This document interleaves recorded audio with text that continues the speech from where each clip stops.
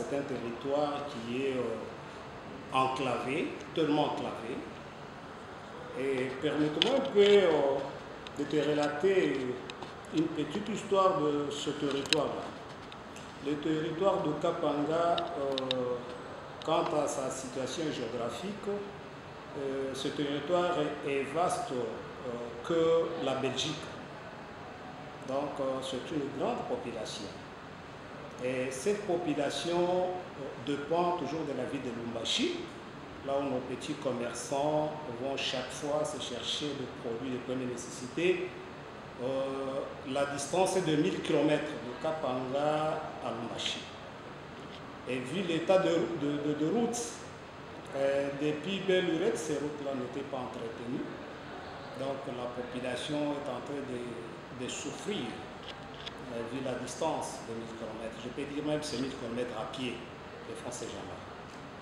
Et je vous dis que dans notre territoire de Kapanga, il n'y a même pas un bâtiment de l'État, à part les bâtiments administratifs qu'avaient construits les Belges. Et c'est en 2017, 2016-2017 qu'on a bénéficié d'un bâtiment d'abord archaïque, l'école du cinquantenaire. En plus, nous avons une école moderne.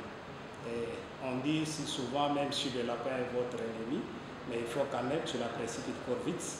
Madame l'ex-première dame nous a vraiment construit un bon bâtiment, une école moderne, l'Institut Kabila Kabanga. Ça, c'est le troisième bâtiment de l'État. À part ça, toutes les écoles, les hôpitaux, les centres de santé, c'est construit par les missionnaires, par les parents, par le préfet, ainsi de suite. Et alors, madame, quand je suis allé pendant les vacances parlementaires, j'ai quitté Lumbashi pour aller, j'arrive au niveau de Muchacha. Dépasser Muchacha quelque part, on me dit, là devant tu pars, tu trouveras le rendez-vous.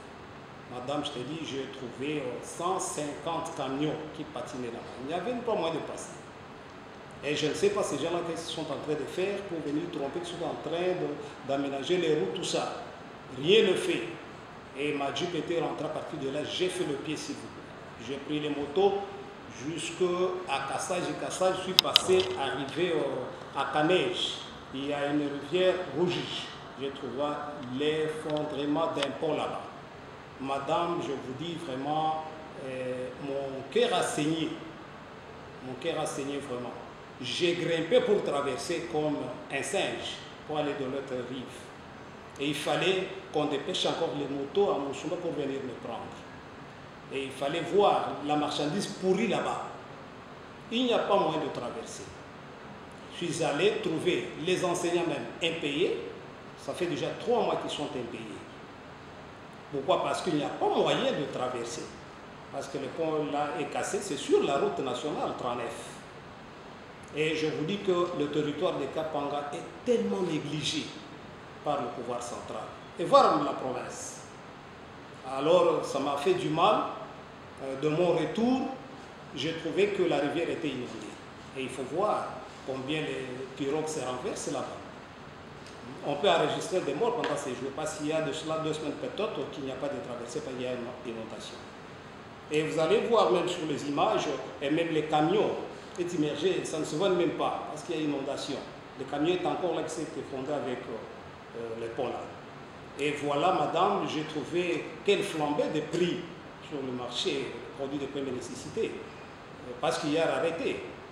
Et les camions sont bloqués de l'autre rive, il n'y a même pas moyen de traverser. Il n'y a même pas moyen d'évacuer les produits et les amener à Moussumba. Et voilà quelle est la situation de cette population-là. Les produits même du champ, qui va les acheter s'il n'y a pas de traversée? Les camions sont bloqués là-bas, ils rentrent à partir de Kanej, les autres de Mouchunga Rouge de l'autre côté, donc ça fait vraiment du mal. Et aucune autorité de l'État est allée rendre visite à ces ponts-là pour qu'on réhabilite ça ou qu'on améliore ça. C'est ce qui fait que ce territoire est tellement négligé. Nous faisons aussi partie de notre territoire national.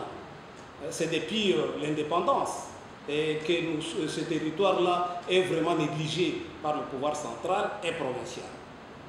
Et bon, il y a quand même de cela qu'on peut féliciter. Le ministre de l'Infrastructure, il y a un jour qu'on essaie un peu de changer avec lui dans la commission de l'aménagement du territoire. Quand même, il a quand même compris. Il a essayé un peu d'améliorer les cassages jusqu'à Kapanga. Quand même, la route, c'était un peu bonne. Hein. Là, on peut voyager facilement. Mais le problème du pont qui est cassé là, il faut une urgence. Il faut une urgence. Il faut que le pouvoir central fasse en tout cas tout son mieux pour un peu reconstruire ce pont-là. Sinon, ça sera chaotique avec cette population-là. Vraiment, parce qu'à présent, la population est en train de souffrir. J'ai fait part au chef du gouvernement, quand on s'est rencontré, c'était avant-hier, j'ai parlé avec lui et j'attends sa réaction. Mais il faut vraiment insister parce qu'il y a l'urgence. Madame la journaliste, le territoire de Kapanga n'a aucune entreprise de l'État, une société. La seule entreprise que nous avons, c'est l'enseignement. Alors, quand on ne paye pas les enseignants, c'est-à-dire il y a le chaos. Parce qu'il n'y aura pas de circulation des billets. C'est ce qui fait que le gouvernement songe un peu à ces ponts-là. Il y a vraiment l'urgence. Il faut qu'on améliore, qu'on reconstruise un peu ce pont-là pour qu'il y ait facilité les gens de la banque à aller payer les enseignants pour que la population s'y trouve. Sinon, c'est chaotique. Il n'y a pas moyen de faire autrement. Et je vous ai dit que ça fait 3 mois que les enseignants ne sont pas payés. Avec le maigre salaire-là, vous voyez que ça représente. C'est la seule société que nous avons. La seule entreprise que nous avons dans notre territoire. Et voilà, nous avons combien d'écoles qui sont budgétisées. Et d'ailleurs, il y a de ces problèmes là-bas, il y a même des fictifs. Et je vous dis bien. Je peux te donner l'exemple, il y a un certain Ibonji qui est directeur d'Inakopé provincial. Ses enfants sont ici à Kinshasa. Des petites filles, mais qui sont affectées là chez nous. Depuis 2018, elles bénéficient de leur salaire. Mais elles sont ici, elles ne travaillent pas. Vous voyez ce qu'il fait là? Alors, quand on essaie un peu de faire part aux autorités qui sont concernées, mais ils sont en train de négliger. Mais cet homme-là continue à garder. Quand je suis allé, je suis passé à son bureau. J'ai interpellé celui qui a signé l'intérim, son directeur adjoint. Il m'a tout dit au clair, il n'a pas caché. La première effective, c'est sa femme. Mais elle est ici à Kinshasa. Elle n'a jamais piétiné les soldes de Kapanga. Mais elle bénéficie de ses salaires depuis 2018.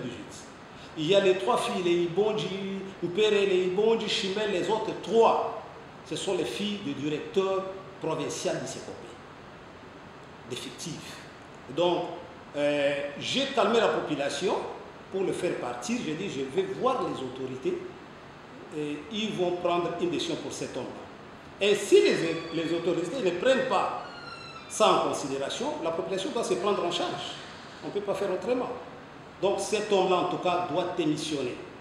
Les enseignants sont en train de souffrir, il n'y a pas moyen. Avec ce maigre salaire-là, cet homme-là a bloqué les bureaux. Il y a le bureau même du prophète qui n'est pas budgétisé jusqu'à présent. Il y a le bureau de l'IPP, de l'inspection générale qui n'est pas. Il a tout bloqué.